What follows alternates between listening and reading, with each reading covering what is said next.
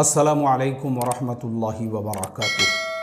मोहतरम भाइयों, बुज़ुर्गों, दोस्तों, क्या हिंदू धर्म ख़तरे में है? आज यही सवाल हमारे सारे मीडिया न्यूज़ चैनल्स के ऊपर चल रहा है और आज हम आपको इस सवाल का जवाब देंगे कि जो न्यू जनरेशन है, जो इस्लाम की तरफ कन्वर्ट हो रहा है, उनके क्या क्या ख़यालात हैं और उनके दिमाग में कैसे कैसे सवालात हैं, जिसका जवाब अगर किसी मीडिया न्यूज़ चैनल के पास में है उन्होंने दे देना चाहिए। अब चलिए हम आपको बताते हैं। दैनिक भास्कर, ये एक हमारे भारत देश का मशहूर व मारूफ हिंदी दैनिक है। उसकी वेबसाइट मेरे सामने ओपन है और कानपुर की ये न्यूज़ है। कानपुर की ये न्यूज़ क्या है, सबसे पहले हम आपको ये बता देते हैं कि कानपुर के अंदर आदित्य नाम का एक लड़का, वो मुसलमान हो चुका है।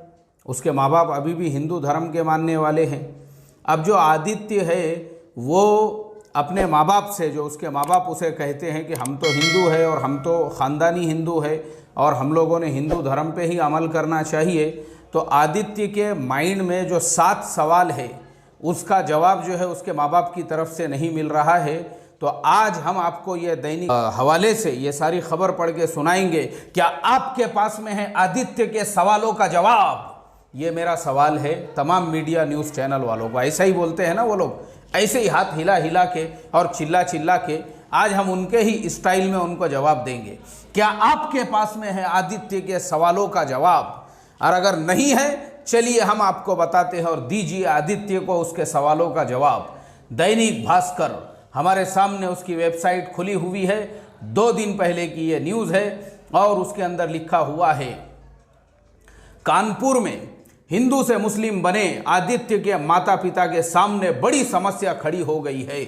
आदित्य अपने घर लौट आया है, लेकिन मौलानाओं ने आदित्य का इस कदर ब्रेन वॉश कर दिया, वो अपने आगे किसी की नहीं सुन रहा है।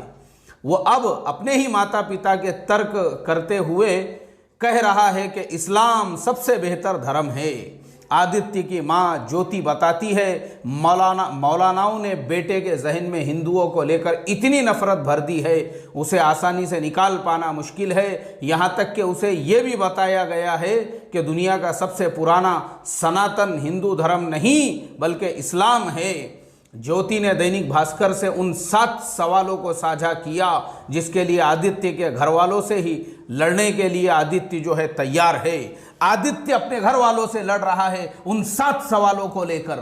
चलिए वो 7 सवाल क्या है हम जानते हैं। आदित्य के सवाल हमारे सामने खुले हुए हैं। उन 7 सवालों का जवाब क्या आप दे पाएंगे आदित्य को उसके सवालों का जवाब? क्या आज तक वाले दे पाएंगे आदित्य को उसके सवालों का जवाब? क्या एबीपी माज़ा पे एबीपी न्यूज़ की रूबिका लियाकत दे पाएंगी आदित्य को उसके सवालों का जवाब? कौन देगा आदित्य को उसके सवालों का जवाब? सनसनी के साथ आज हम आपको बताते हैं आदित्य के वो 7 सवाल कौन से हैं और उनके जवाब।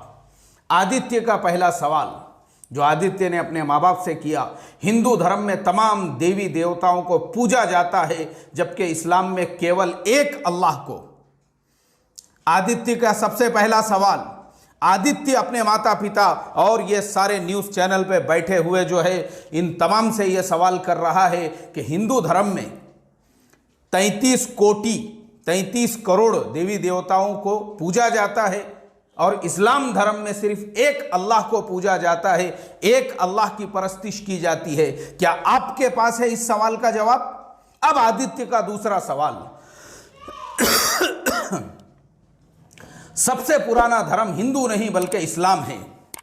आदित्य का कहना यह है उसकी माता श्री ज्योति से कि सबसे पुराना जो धर्म है वो इस्लाम है, इस्लाम, वो हिंदू धर्म नहीं है।